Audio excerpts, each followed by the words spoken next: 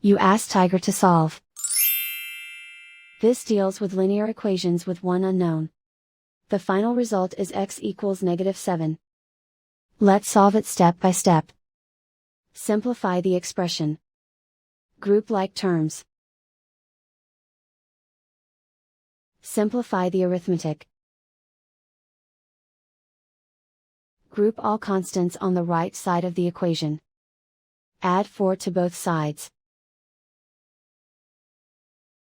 Simplify the arithmetic.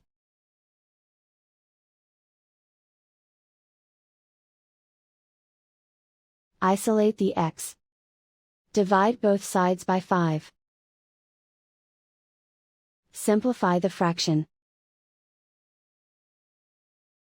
Find the greatest common factor of the numerator and denominator.